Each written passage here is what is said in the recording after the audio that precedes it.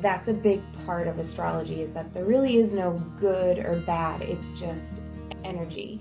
So the reason why I love to be in the know about it is I know what I'm working with. I know what energy is coming at me, and it's up to me to decide how I deal with that. Hi there, my name is Phoebe Wells, and this is only my second YouTube video, so I'm going to keep this really short and sweet because still not used to looking at myself and talking for whoever to hear me. Anyways, it's a new week, and I figured I would just do a simple collective energy oracle card pull. My deck that I use is the Sacred Earth Oracle. It's so pretty. So, a little background for this week's energy in terms of the astrology. The sun right now is in Libra, and it will be there until October 23rd. This year, 2 days after the sun transitions into Scorpio, we will have the new moon in Scorpio. If you're new to astrology, the way the new moon and full moon work in terms of what sign they're in, the rule of thumb is the new moon will always fall into the sign that the sun is in. So on October 25th, the sun will be in Scorpio, so therefore the moon will be in Scorpio. Fun fact, I am a Scorpio moon. So this is the second year where, or is it the third? I don't know. It's the second or third year where I've been kind of plugged into astrology, so I don't really remember how I felt on the day of the new moon of my moon.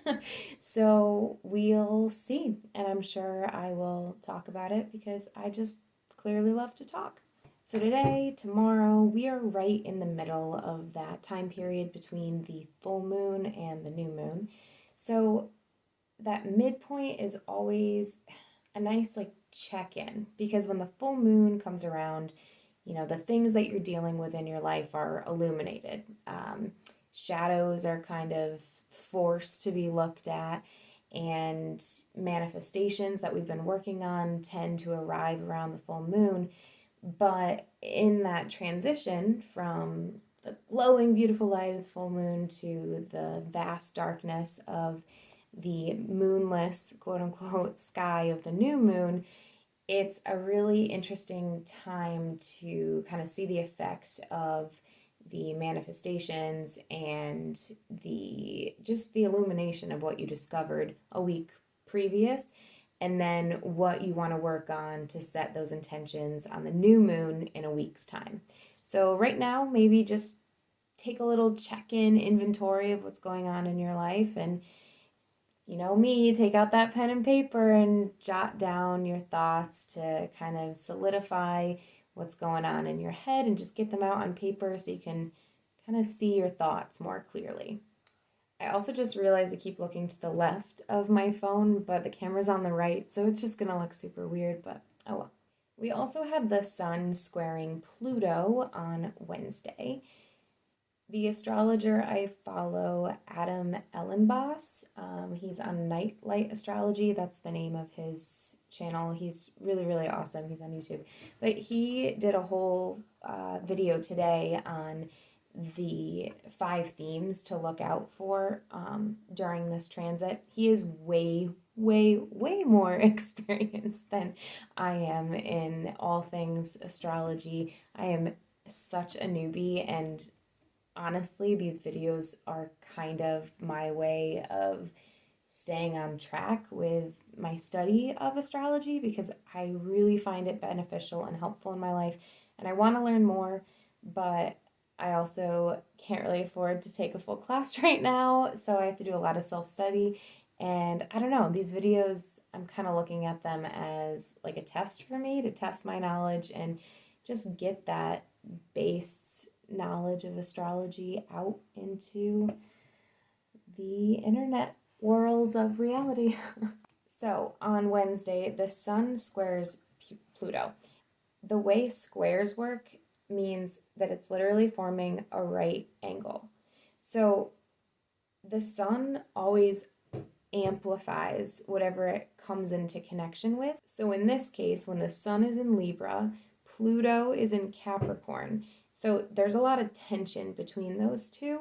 So during transits like this, we're going to experience a lot of tension. That is the right word for it. It's very heavily influenced by Mars, which is the god of war. And, that doesn't necessarily have to be a bad thing because war can mean being very forceful about tackling items on your to do list or just overall having this like intense drive to accomplish something that's very Mars influence. So the sun is in Libra, which means it's in its fall. Now, I didn't know what that meant. A lot of astrologers talk about that. They'll say that a planet is in its fall or in its exaltation. And what that means is the exaltation is like peak awareness. It's where the elements of the sun are just thriving and it loves being in that sign. When a planet is in its fall, it's the opposite of that. So it kind of causes everything to go within. It's a darker energy. Again, not necessarily bad. And that's just a little interjection and tangent. That's a big part of astrology is that there really is no good or bad. It's just energy. So the reason why I love to be in the know about it is I know what I'm working with. I know what energy is coming at me, and it's up to me to decide how I deal with that energy. It's up to the choices I make. Do I stay in bed all day and um, not do anything? That's great if my energy matches that. If I'm feeling tired or don't feel well, you need to be in bed and you need to just recharge. But if you're feeling kind of okay and then you feel like you should go be doing something else because you want to and then you just kind of lay there, at least for me, that I don't do well with that because my body, my soul, my energy wants to go do things, but for some reason I'm choosing to just lay in bed, and that goes against the energy that I have available to me and I'm trying to work with. So I don't know if I explained that well at all, but it's basically you choose what you do with the energy that's provided to you. And yeah, that was a tangent, but I felt like I needed to say it. So, the sun in Libra is in its fall. And the way Adam explained it in his video is that it brings in an underworld quality of it. And Pluto is ruler of the underworld. Again, can be kind of creepy to frame it like that. But when you think of the underworld, maybe you're thinking of Hades and Hercules with all like the souls like swirling around. It doesn't have to be like that. It could be the underworld of your emotions and things that maybe you don't look at and you just kind of leave stuff down and not you don't want to look at it. Well, the Pluto energy and Sun in Libra and Pluto in Capricorn, when they conjunct, it kind of forces you to look at those things that maybe you just don't want to look at. It's talking about that depth within all of us that either we don't tap into often or maybe we tap into too much. And it's striking that balance between light and dark. And I really, really liked the example that Adam gave. He talked about how sometimes in order to get to the light of something, you have to go to the dark. And the examples he was giving, I didn't really necessarily resonate with, but as he was talking, it kind of hit me that when I'm feeling overstimulated or um, uh, anxious or just tired from over peopling or even doing this or writing even because sometimes if I have a lot of assignments and I'm just typing away it can be a lot. And I found that in order to reconnect with myself, yes, journaling and yoga, I talk about it all the time, but I'm not necessarily doing that in a light room. I have the lights dim. I have some fairy lights on. I have, just my lamp with more of a warmer light, but it's mostly kind of dim when I'm doing yoga because it allows us to go inwards more. And that's really what this time is calling for. I feel like I've said that in the last couple videos I've done, whether it be the one last week or the tarot card pulls I do for the new and full moon. A lot of the energy lately has been asking us to really just take a step back, remove ourselves from the world, and go into our cave, like go into our just inner sanctuary that we can build for ourselves in our mind. And a lot of that is done in dimmer lit areas. So when he said sometimes you have to go to the dark to get to the light, I really resonated with that because I've really reconnected with myself and felt better and uplifted and more bright in my own body when I take that time to just be in a still, quiet, darker place. And that weirdly brings me to the light. So that really resonated with me. And apparently that's a very Pluto theme. I wasn't necessarily aware of that, but again, I'm loving learning all these new tidbits of information about astrology, and I hope that you got something out of that too. One more piece is, I think it was his, like I said, he gave like 5 themes, but I didn't understand all of them, and so I really am only talking about the pieces that I understood and made sense to me. So another one he was talking about was a change of purpose or direction through catharsis. Again, I know I keep referencing his videos, so you should really go check out his channel because it's really great. And he has no idea exists, so I'm not getting promoted. I'm not getting paid for this. This is literally just reference for this video, and I don't want to steal anyone's work. Again, I'm sharing my own experiences, but he really is who I've learned a lot of my astrology stuff through. So check out his page. Back to this. Okay, I'm going to read it again. A change of purpose or direction through catharsis. So this kind of goes with that intersection or that point where Sun in Libra conjuncts Pluto in Capricorn, and it brings that underworldly elements of our shadow pieces kind of more into the spotlight. And he talked about, different habits or something that, you just, I forget what examples he used, but for me, it kind of hit me that tomorrow I'm going to see a food therapist because I was recommended to this woman by a good friend of mine, and she told me her experience, and I started to cry because it's all about kind of unraveling some negative food behaviors and patterns and perspectives, and unraveling it, addressing it, and learning to live with the history that a lot of us have with food. So tomorrow I'm meeting with this woman, and I'm really excited because I've, am nowhere near where I used to be in regards to my unhealthy relationship with food. But I realized a couple weeks ago, actually, when the day I made the appointment, that I still had some habits that I was just pretending didn't exist. I realized there were still some food issues that I was dealing with, and honestly, I don't even know how to necessarily put it into words or really talk about it publicly, which I normally have no problem sharing anything about. Anything in my life. I'm an open book, probably too much.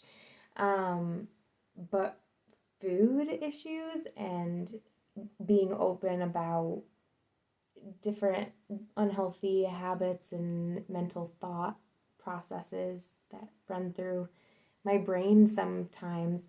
And I'm not really comfortable talking about that. So I find it really interesting, and it really is confirmation for me for just the power of astrology and working with the energies.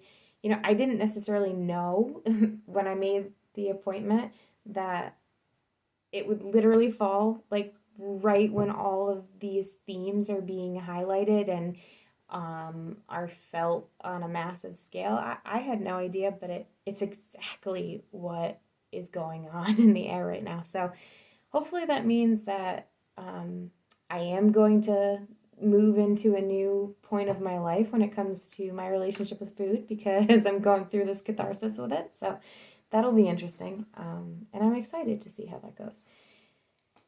So yeah, Venus will also be in Libra, and that is a really exciting topic that I'm learning more about now. And it's called the Venus Star Point, and I am in no way ready to do a video about that because apparently it's like a more recent astrological discovery, and I've only read a couple articles and listened to a few hours of videos about it, but not ready to talk about it yet because I don't want to put out any wrong information. But you should really go do some research for yourself because it's really interesting. And at one point, I will do a video for it. So, on that note, let's do our oracle card reading for the week. I don't know why it took me so long to say that, but it did. Here we go.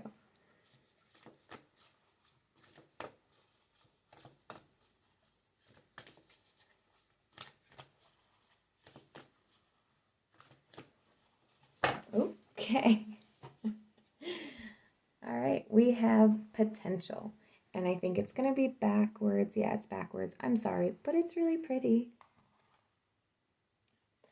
And hey, I literally opened up right to the page, so that's cool. The earthly meaning. All energy can be harnessed and used in myriad of ways. Just as elite athletes learn to use nervous energy to better their performance, it is up to you to draw on the energy stored in a negative experience to fuel your motivation, determination, or creativity. Use whatever life sends you to your advantage. You can sit on the potential within you, or you can release it. It is your choice. This is not a matter of circumstance, ability, or worthiness. Convert a possibility into reality. Okay. Spiritual meaning. Through grace and love, we continue to transform. Nothing we do is lost or forgotten. As we release our hidden potentials, we create our destiny. One day, we shall become stars. Through this process, many future Earths shall be born, where we can live as one in the arms of the Divine Mother.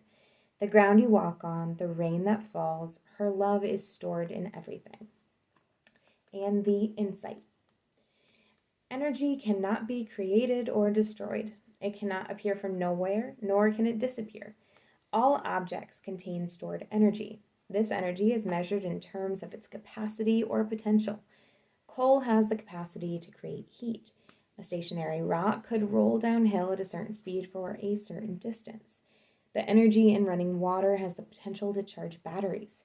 The potential is there, but the stored energy may sit dormant for millennia without ever being converted or utilized. This energy is neither negative or positive, but it can be used in any number of ways. Electricity can be used to hurt or return someone to life. There is potential in everything, in your memories, your hopes, your doubts, your strengths. How you use them is up to you. I did not, can't make this up. I didn't pre-pick that card. Literally shot out of the deck. So yeah, it is up to us. We are in charge of how we deal with the energies that life throws our way. They can be used to lift you up. They can be used to lift others up. They can also be used to tear others down. And I don't know about you, but I would way rather deal with the former and just try to lift up as many people as possible. And yeah, honestly, you should research some astrology. It's really interesting, and it's available to everyone. You can keep watching my videos, but you can also learn so much for yourself and then share how it affects you. It's a really beautiful practice, and I'm really thankful I found it. So yeah, I hope you have a great week. Bye.